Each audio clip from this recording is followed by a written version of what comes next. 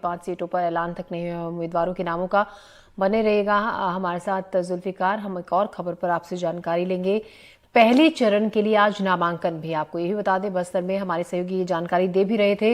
लोकसभा प्रत्याशी आज अपना नामांकन करेंगे, लेकिन ये तय नहीं है कि कौन कौन आज नामांकन भरने वाला है। पहले चरण में बस्तर में वोटिंग है। 19 अप्रैल को वोट सुबह 11 बजे से 3 बजे तक डाले जाएंगे। नामांकन 27 मार्च तक नामांकन दाखिल करने का वक्त है और 19 अप्रैल को बस्तर में वोटिंग होगी।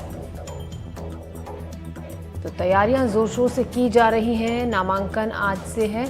जुल्फिकार हमारे संवाददाता हमारे साथ बने हुए हैं इस खबर पर। जुल्फी, आप बता ही रहे थे कि ये नहीं तय है कि आज कौन कौन नामांकन दाखिल करेगा, लेकिन काफी संख्या में आज नामांकन दाखिल हो सकते हैं।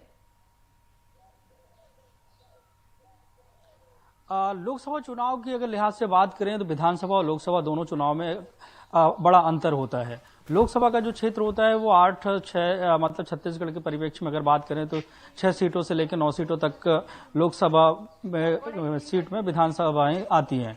अब बस्तर लोकसभा की बात कर रहे हैं तो बस्तर लोकसभा में आज नामांकन प्रक्रिया शुरू हो रही है और ट्रेंड अगर देखा जाए तो जो जनमानस में चर्चा होती है, लोगों में एक बीच में चर्चा होती है, तो छत्तीसगढ़ में सीधे तौर से बाइपोलर इलेक्शन होता है।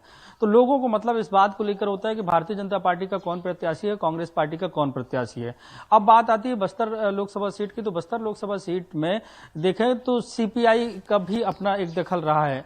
जब राज्य बनने के बाद अगर देखें तो सीपीआई ने भी अपने प्रत्याशी को मैदान में उतारा है, कभी बसपा ने भी उतारा।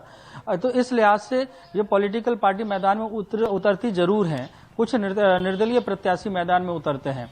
तो ऐसे में संख्या जो है करीब 6 से 10 के बीच में हो जाती होगी, लेकिन जो प्रमुख रूप से जिनकी चर्चाएं होती हैं, क्योंकि सीधा जो मुकाबला देखने को मिलता है वो छत्तीसगढ़ में वो भारतीय जनता पार्टी और कांग्रेस के बीच में होता है। तो जब इन दोनों के प्रत्याशी जब नामांकन भरते हैं तब उस बात को लेकर चर्चाएं होती हैं।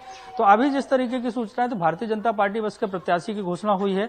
हालांकि भारतीय जनता पार्टी की कैंपेनिंग पहले से शुरू हुई और आज विष्णुदेव साय, जैसा कि हम पहले भी चर्चा कर रहे थे, बस्तर के दौरे पर हैं, तो आज वो नामांकन दाखिल नहीं करेंगे, इस तरीके की सूचनाएं हैं। अभी तो कांग्रेस पार्टी के प्रत्याशी की घोषणा भी नहीं हुई है।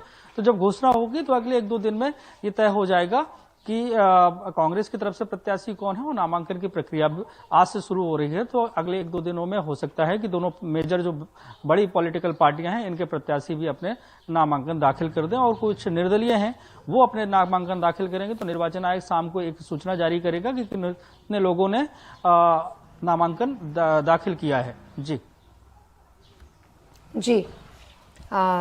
जुल्फिकार, तो नामांकन की प्रक्रिया आज से शुरू हो रही है। नामांकन के लिए धीरे धीरे उम्मीदवार पहुंचेंगे और अब बढ़ते हैं हम खबरों में आगे। रायपुर